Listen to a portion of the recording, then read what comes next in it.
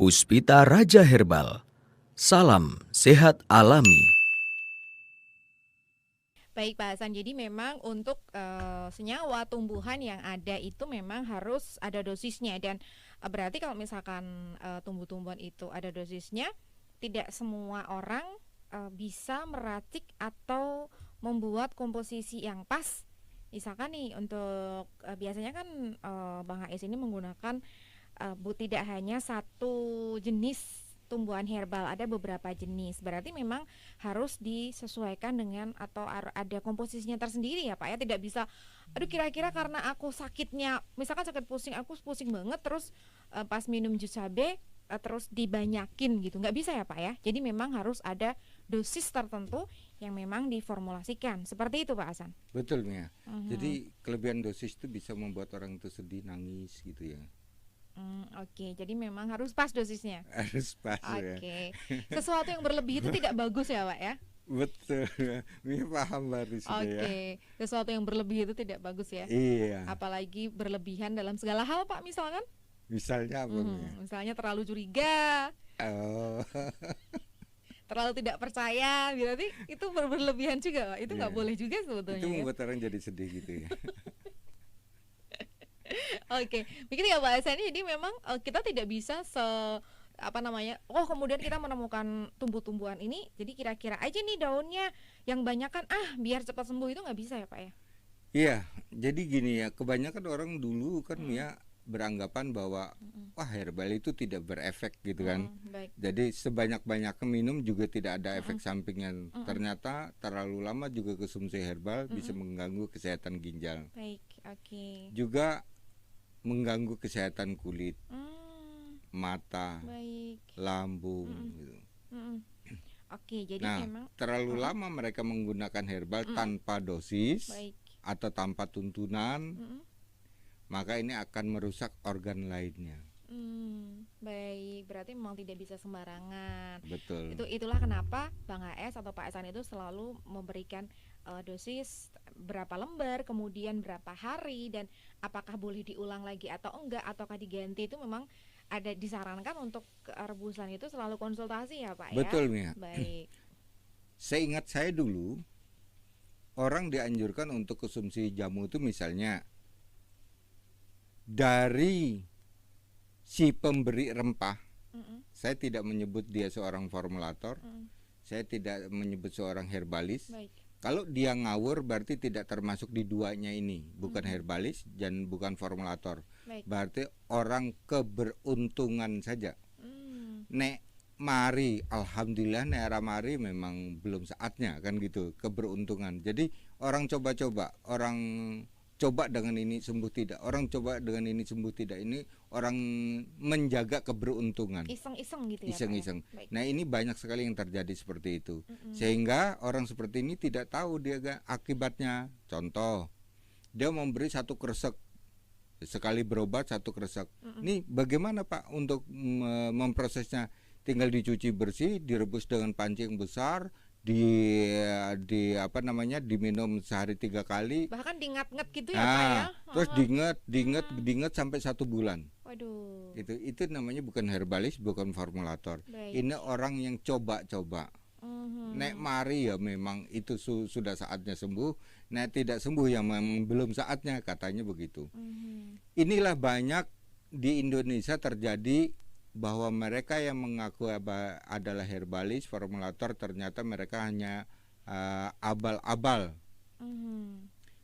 Yang sangat saya takutkan kalau ini berkembang pesat, ilmu abal-abal ini, ilmu kepalsuan ini akan merugikan banyak orang. Baik. Dari sekarang saya sudah mulai mencegah Mia. Nggih. Seperti contohnya ini nanti kita akan berbicara tentang daun kacang panjang. Jadi daun kacang panjang itu ternyata dia mempunyai khasiat-khasiat juga yang luar biasa. Baik. Kemarin ada usulan dari Pak Tupar ya, Pak Tupar ya. Ini kita akan mengarah ke sana Pak Tupar. Ternyata dia mempunyai karbohidrat, protein, lemak, fosfor, kalsium, zat besi, vitamin A, vitamin B1 dan vitamin C. Artinya ini kalau digabungkan dengan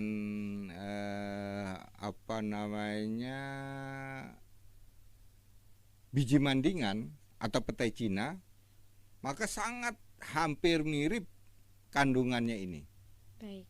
Berarti kalau ini untuk stamina bagus banget kalau ini kita gabungkan. Cuma prosesnya, kebanyakan orang seperti, kalau orang tidak tahu nih ya, ditanya ya, ini cara prosesnya bagaimana Pak Bayung? Ya di sayur. Salah. Obat itu tidak boleh ada penyedap rasa. Oleh karena itu, yang namanya daun bayung ini kalau kita mau racik, ya jadikan obat. Baik. Prosesnya bagaimana nanti saya ajarin. Jadi ini tidak boleh di sayur Ibu ya kalau untuk obat.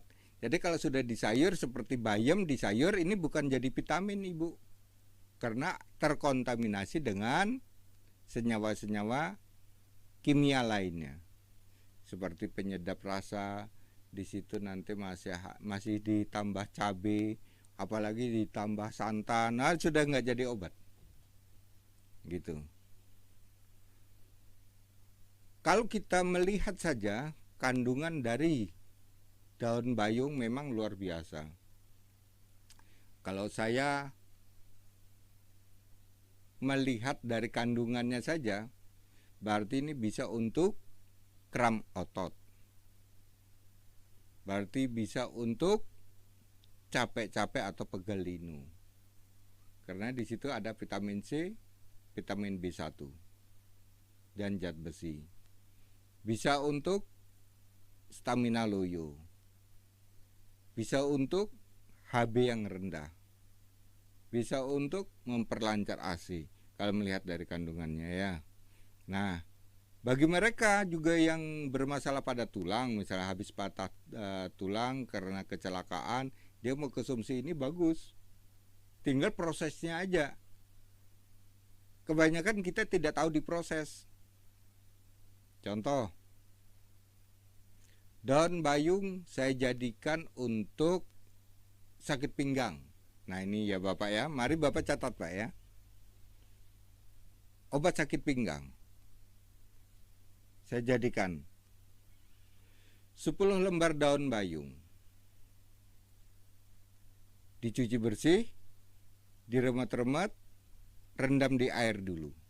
Kan prosesnya beda Pak. Ini yang kita ambil dari hijau daunnya. Berarti malah justru diremet dulu. Diremet dulu. Terus lagi direndam. Ambil hijau daunnya. Kan keluar hijau daunnya setelah. Oh, karena udah. Jadi yang diambil adalah jadi air rendaman ini Pak. Ya. Oke. Baik. Nah, diamkan dulu Bapak. Dalam 1 jam 2 jam Bapak diamkan dulu. Ini proses Pak ya. Baik. Tidak boleh langsung kita potong, dicuci, direbus, tidak boleh. Yang kita butuhkan adalah hijau daunnya. Hijau daunnya. Di dalam hijau daun itu sudah mengandung ada vitamin A, vitamin B1 dan vitamin C. Kita sudah mendapat kandungan itu dan protein. Dapat. Biarkan saja. Terus untuk apa? Untuk pinggang misalnya. Tinggal nambahin bawang putih 3. Hancurkan juga bawang putih. Tapi nyampurnya nanti Pak ketika kita merebus. Ini dipisah dulu. Terus kemudian ada rasa nyerinya, ambil daun beluntas 20 lembar. Daun beluntas cuci bersih, kemudian masukkan, ketika mau direbus baru kita masukkan daun beluntas, bawang putih yang sudah kita keprek tadi, baru kita susulkan bayung tadi yang sudah kita yang direndam 1 jam. Airnya. Berapa gelas sih Pak untuk merendam bayung yang 10 lembar tadi? 10 lembar itu cukup 2 gelas. 2 gelas berarti ini 2 gelas nanti ditambah 1 gelas jadi akhirnya 3 gelas menjadi 1 gelas. Baik. Ya Pak ya. Jadi 1 gelas itu Bapak bisa minum pagi atau sore. Baik. Ya. Nah, ini cara untuk memperbaiki orang ketika sakit pinggang. Beda ya Pak prosesnya ya. Jadi nampaknya daun bayung itu punya khasiat baik. Wah, sekalian aja bisa di sayur apa sih bayung itu? Lodeh. Nah, lodeh, sekalian aja saya buat lodeh. Nggak jadi obat Pak. Obat sakit perut mungkin ya, lapar gitu mungkin. Bisa Mia ya? Kayaknya bisa ya. Mungkin. Saya belum pernah sih Pak nyayur bayung. Misalnya hari ini ada yang ngantar gitu ya. Ini bisa terbukti ya.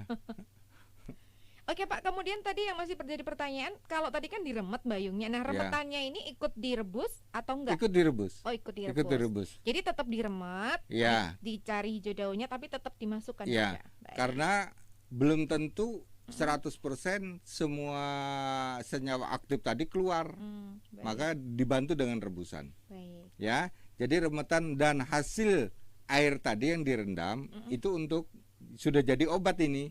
Tinggal kita matangkan untuk mematikan bakteri dan sisa-sisa yang ada di dalam daun biar keluar secara total.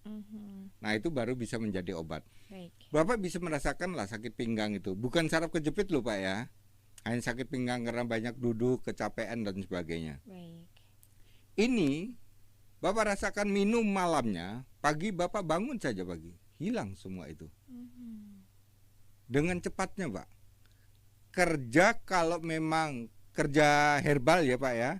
Kerja herbal kalau memang sesuai dengan prosesnya, maka ini melebihi dari obat kimia. Maka saya paling tidak setuju dikatakan bahwa herbal lambat. Paling tidak setuju karena dia belum pernah meneliti tentang hal ini. Setelah ada penelitian, contoh ya, saraf kejepit diobatin dengan obat kimia butuh 10 bulan. Saya hanya 3 hari. Lebih cepat mana? Herbal loh ini. Selesai dalam 3 hari. Belum habis Pak 1 botol, 3 hari aja saya sembuh Pak. Kecepatan herbal kalau tepat di dalam meraciknya, cepat dalam menyembuhkan penyakit. Itu yang menjadi pedoman kita. Terus Bapak, kita jadikan ini sebagai stamina ya. Nah, kalau jadi stamina gini Pak. Daun bayung 10 lembar setelah kita remet, kita rebus. Kalau ini langsung direbus. Ya, rebus. Dah disaring. Kasih madu, kasih telur. Jadi stamina Pak. Hanya bayung loh itu Pak. Kasih madu, kasih telur. Telur ayam kampung ya Pak ya. Ini boleh diminum untuk wanita kah? Boleh, ini untuk stamina. Karena stamina itu berarti berhubungan dengan melancarkan darah, memperbaiki otot, dan menambah vitamin-vitamin pada saraf. Minum Gitu. sehari-hari boleh ya Pak ini ya? Boleh Mia. Baik. Nah, di situ dia ada kalsium dibutuhkan untuk otot. Ada vitamin B1 untuk otot. Zat besi untuk otot, protein untuk otot, Baik. lemak untuk otot. Ini bagus sekali. Nah, kelebihan bayung, cuma prosesnya aja yang berbeda. Terus kemudian daun bayung juga kita buat misalnya untuk patah tulang misalnya ya Pak ya. Tinggal ambil aja daun bayung yang sudah kita remet, ya prosesnya hampir sama tadi. Kita biarkan di dalam 1 jam.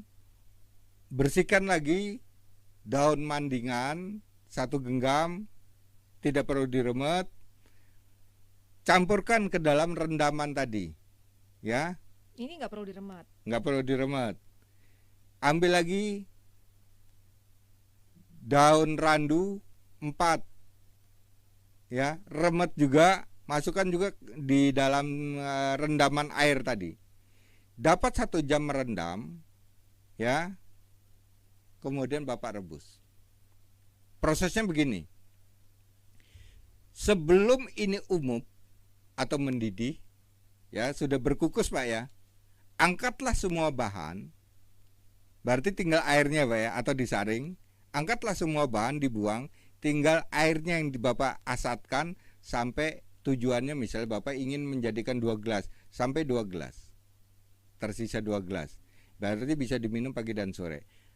Artinya untuk tulang kita butuh kalsium tinggi. Kalau kita terus rempah tadi kita rebus sampai akhir, maka ketika akhir nanti sudah keluar kalsiumnya, begitu kita telat mengangkatnya, matikan nanti dulu, setelah dingin kita akan saring, kalsium kembali lagi pada pori-pori daunnya. Kita tidak mendapatkannya Pak. Maka ketika itu keluar kalsium dan vitamin-vitamin tadi, saring rebus sampai mendidih, baru diminum. Baik, oke. Begitu Jadi ya, itu paham ya Pak ya? kenapa? Ini proses. Berarti memang prosesnya berbeda-beda. Ya. Ya. Maka saya berharap kepada semua fan Hasan Sabilah, begitu kita mengetahui tentang proses jamu ini sebenarnya kalau saya sih mudah kalau saya. Cuma unik Pak. Ada yang tidak mau direbus, hilang vitaminnya. Ya.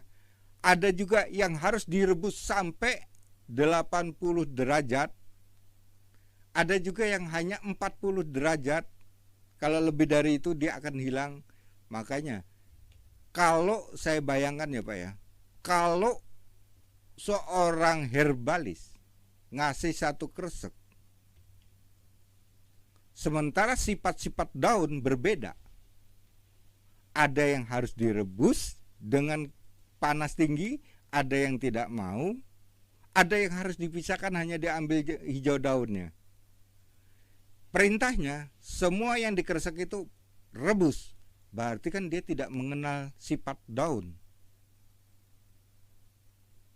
Nah, kalau ada kejadian seperti ini tinggal. Ini jelas orang tidak benar. Orang hanya mencari kekayaan pribadi. Baik.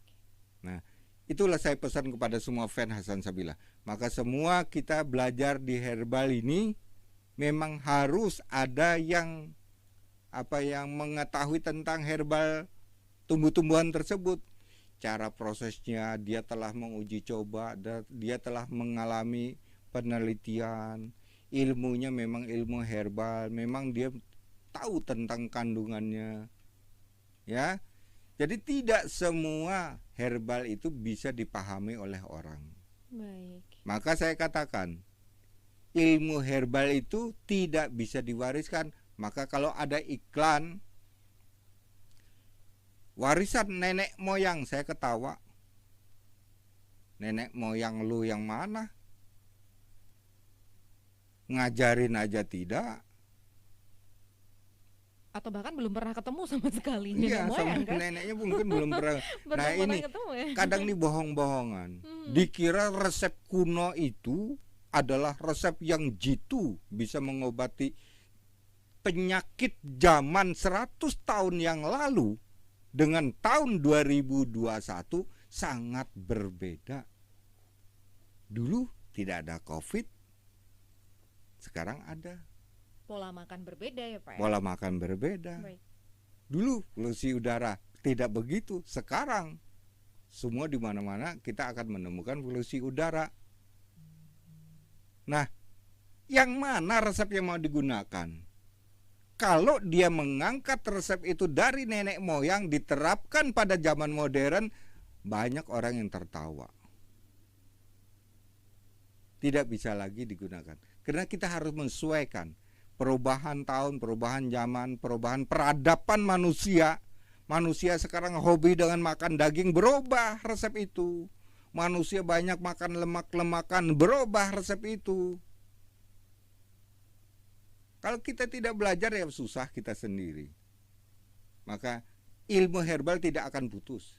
Dan ilmu herbal itu saya katakan ini tidak bisa diwariskan tanpa si ahli waris itu dia akan mengetahui tentang kandungan herbal. Itu ya Bapak Ibu ya. Nah, terus kemudian sudah berapa resep tadi yang saya kasih ya? Ada patah 3. tulang. Sudah Ada 3. sakit pinggang, stamina, dan patah tulang. 3 resep yang sudah saya berikan dari daun kacang panjang. Kemudian kita akan menjawab pertanyaan dari Bapak dan Ibu lewat WhatsApp dan lewat SMS. Terima kasih dari saya Bang HS. Salam sehat alami. Terima kasih Pak Hasan. Puspita Raja Herbal, kami tidak kemana-mana, tapi ada di mana-mana.